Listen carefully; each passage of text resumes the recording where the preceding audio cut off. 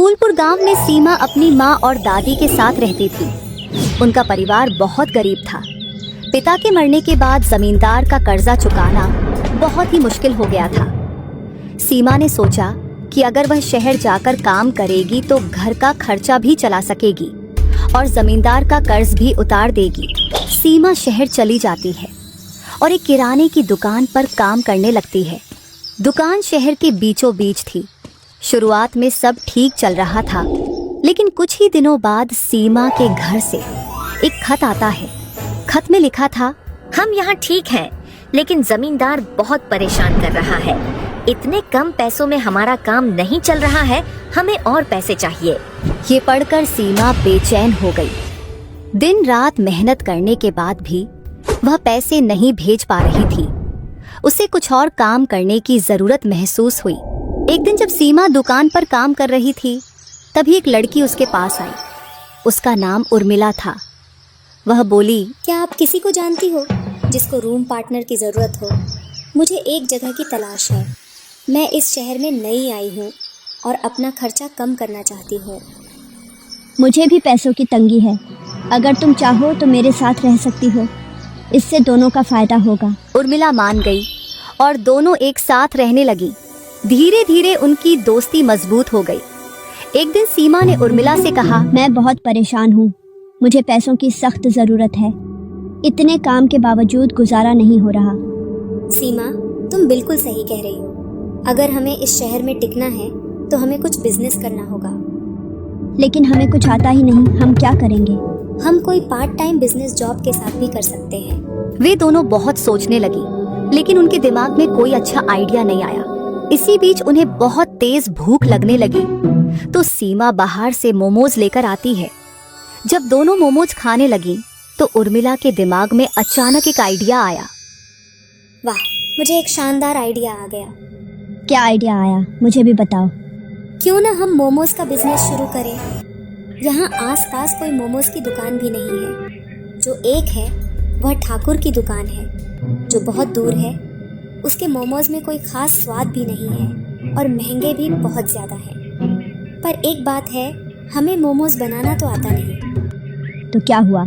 मोमोज बनाना तो हम YouTube से सीख सकते हैं। सीमा और उर्मिला YouTube पर मोमोज बनाना सीखने लगी।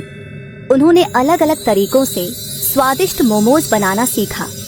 एक दिन जब उन्होंने खुद के बनाए हुए मोमोज चखे तो सीमा उत्साहित होकर बोली, वाह, हमें तो मोमोज बनाना आ गया। इतने स्वादिष्ट मोमोज तो हमने कभी नहीं खाए। ठीक है, तो कल से हम ये काम शुरू कर देते हैं। तुम सब्जी ले आना, मैं मोमोज बना दूंगी।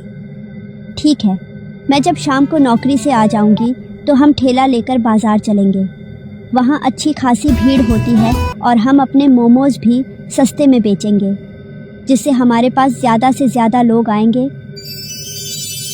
दोनों अपने पैसे इकट्ठे करके सामान खरीदने चले जाते हैं और शाम को बाजार के बीचों बीच ठेला लगाने के लिए पहुंच जाते हैं। आओ आओ मोमोज खाओ। ए भाई बहन चाचा मामा, आओ मोमोज खाओ। सिर्फ 10 रुपए में 10 मोमोज। लोग 10 रुपए में 10 मोमोज सुनकर भीड़ लगा लेते हैं और स्वादिष्ट मोमोज खाना शुरू कर देते हैं। उनके मोमोज इतने स्वादिष्ट होते हैं कि लोग उंगलियां तक चाट जाते हैं। पहले दिन उनके सारे मोमोज सिर्फ 1 घंटे में बिक जाते हैं। उर्मिला, मज़ा आ गया। हमारे सारे मोमोज बिक गए। अब हमारी सारी परेशानियाँ दूर हो जाएंगी। दोनों घर आकर पैसों का हिसाब करती हैं। इतनी कमाई देखकर वे बहुत ज़्यादा खुश हो जाती हैं। तुम ये पैसे अपने घर भेज देना ताकि तुम्हारे परिवार की परेशानी दूर हो जाए। बाकी पैसों से हम कल के लिए और सामान खरीद लेंगे। अगले दिन सीमा पैसे घर भेज देती है। शाम को काम से लौटकर दोनों फिर मोमोज बनाती हैं और ठेला लगाती है।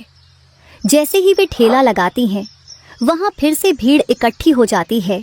अरे मैडम, मेरे घर में पार्टी है। मुझे 20 प्लेट मोमोज जल्दी से पैक करके दे दो। जी भैया, अभी देती हूँ। कुछ ही देर में उनके सारे मोमोज बिक जाते हैं। कुछ ग्राहकों को तो बिना खाए ही वापस लौटना पड़ता है। धीरे धीरे सीमा और उर्मिला के मोमोज पूरे शहर में मशहूर हो जाते हैं। उनके स्वादिष्ट और सस्ते मोमोज के चर्चे हर तरफ फैल जाते हैं।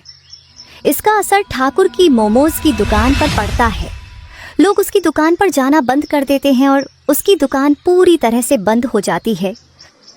आज मैं इनकी दुकान पर जाकर देखता हूँ कि आखिर ऐसा क्या खास है इनके मोमोज में, जो लोग इनके दीवाने हो गए हैं।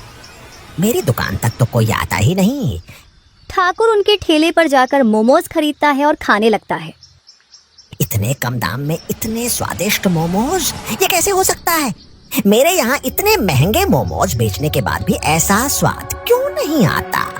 अब समझ नहीं आ रहा कि करूँ तो क्या करूँ। सीमा और उर्मिला का काम बहुत अच्छा चल रहा होता है, पर एक दिन मोमोज बेचते समय उर्मिला को चक्कर आ जाते हैं। सीमा उसे डॉक्टर के पास ले जाती है और डॉक्टर उसे आराम करने की सलाह देते हैं।